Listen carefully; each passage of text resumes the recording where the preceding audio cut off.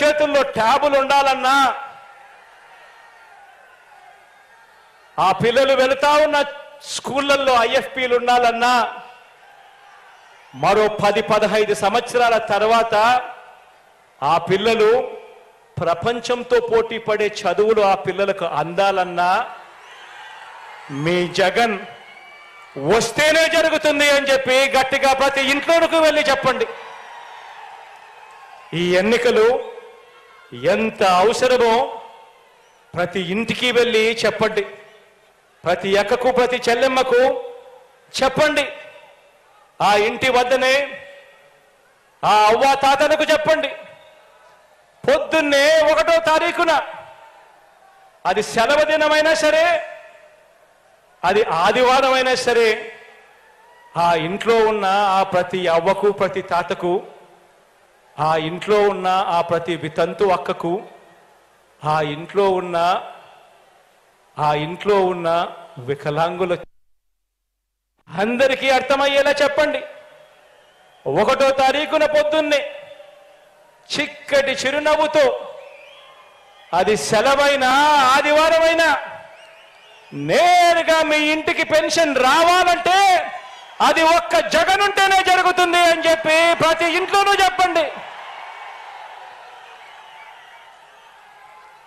ప్రతి అక్కకు చెప్పండి, ప్రతి చెల్లెమ్మకు చెప్పండి, ప్రతి అవ్వాతాతకు చెప్పండి, ప్రతి రైతన్నకు చెప్పండి. ఈరోజు మన ఇంటికే డాక్టర్లు వస్తా ఉన్నారు. మన గ్రామంలోనే విలేజ్ క్లినిక్ ఉంది. మన ఇంట్లో జల్లడ పడుతూ మనకు ఏం మందులు కావాలి అని చెప్పి అడిగి మరీ మందులు ఇస్తూ ప్రతి పేదవాడికి కూడా ఆరోగ్యపరంగా ఏ అవసరం ఉన్నా కూడా చెయ్యి పట్టుకుని నడిపిస్తా ఉన్న పరిస్థితులు ఈరోజు మన ఇంట్లో ఉన్నాయి.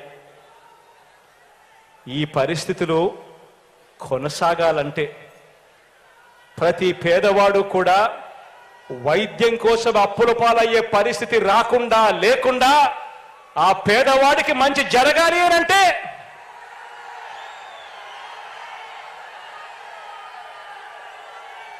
మీ జగన్ ముఖ్యమంత్రి అయితేనే అది జరుగుతుంది అని చెప్పి ప్రతి ఇంటికి వెళ్ళి చెప్పండి. ఆ ఇంట్లో ఉన్న ప్రతి అక్కకు చెప్పండి, ప్రతి చెల్లెమ్మకు చెప్పండి. ఈరోజు ఆ ఇంట్లో ఉన్న ప్రతి అక్కకు ప్రతి చెల్లెమ్మకు చెప్పండి. ఈరోజు తమ పిల్లలను బడికి పంపితే చాలు, ఆ పిల్లల చదువులు చదువుకుంటా ఉన్న ఆనందాన్ని చూసి వాళ్ళ మేనమామ ఈరోజు ఆ అక్క చెల్లెమ్మలకు అమ్మఒడి ఇస్తా ఉన్నాడు. ఆ ప్రతి అక్కకు చేయూతనిస్తా ఉన్నాడు, ఆసరా ఇచ్చాడు, అండగా నిలబడ్డాడు. 0 వడ్డీతో అక్క చెల్లెమ్మను తోడుగా ఉండి నడిపిస్తా ఉన్నాడు ఆ అన్న ఆ చెల్లెమ్మలను. ఆ ప్రతి అక్క చెల్లెమ్మకు చెప్పండి, ఇంత ఆర్థిక స్వాలంబన ఆ అక్క చెల్లెమ్మలకు రావాలన్నా ఉండాలన్నా అది కేవలం మీ జగన్ ముఖ్యమంత్రిగా ఉంటేనే జరుగుతుంది అని చెప్పి ప్రతి అక్క చెల్లెమ్మకు చెప్పండి. ఈరోజు ప్రతి రైతన్నకు వెళ్ళి ఆ రైతన్నకు చెప్పండి, అన్నా గతంలో రైతన్నల రుణాలు మాఫీ చేస్తాను అని చెప్పి మోసం చేసిన పెద్ద మనిషి పాలన చూశాం. ఈరోజు మాత్రం జగనన్న మాత్రం మాట చెప్పాడు, రైతు భరోసా ఇస్తానని చెప్పాడు. చెప్పిన దానికన్నా ఇంకా ఎక్కువే ఇచ్చిన మీ బిడ్డ పాలన మీరు చూశారు. ఈ రైతు భరోసా సొమ్ము ప్రతి సంవత్సరం మీకు చేతికి అందాలన్నా, మీకు ఉచితంగా ఇన్సూరెన్స్ రావాలన్నా, మీకు సమయానికే ఇన్పుట్ సబ్సిడీ రావాలన్నా, ఒక ఆర్బీకే వ్యవస్థ కొనసాగాలన్నా, ఏది జరగాలన్నా మీ జగన్ ముఖ్యమంత్రిగా ఉంటేనే జరుగుతుంది అని మీ జగన్ను తెచ్చుకుందాము అని చెప్పి ప్రతి ఇంటికి వెళ్ళి చెప్పండి. ప్రతి రైతన్నకు తోడుగా ఉంటూ చెప్పండి. ఈరోజు చెప్పండి, మనం వేసే ఈ ఓటు పేదవాడిని పేదరికం నుంచి బయటకు తీసుకువచ్చే ఓటు అని చెప్పండి. మనం వేసే ఈ ఓటు ఇక్కడి నుంచి 10-15 సంవత్సరాల తర్వాత మన పిల్లలు నిటారుగా నిలబడి పెద్దల పిల్లల మాదిరిగా అనర్గళంగా ఇంగ్లీష్తో మాట్లాడుతూ పెద్ద పెద్ద కంపెనీలతో లక్షల రూపాయల జీతాలు తీసుకుంటూ మన పిల్లలు మన తలరాతలు మార్చే ఎన్నికలు ఈ ఎన్నికలు అని చెప్పి ప్రతి ఇంటికి వెళ్ళి చెప్పండి. పేదవాడు బతకాలన్నా, పేదవాడికి మంచి జరగాలన్నా, పేదవాడికి భవిష్యత్తు ఉండాలన్నా అది కేవలం ఒక్క మీ బిడ్డ ముఖ్యమంత్రిగా ఉంటే మాత్రమే జరుగుతుంది అని చెప్పి ప్రతి ఇంటికి వెళ్ళి చెప్పండి. ఈరోజు చెడిపోయిన రాజకీయ వ్యవస్థలో ఒక మార్పు తీసుకొచ్చింది మీ బిడ్డ అని చెప్పండి.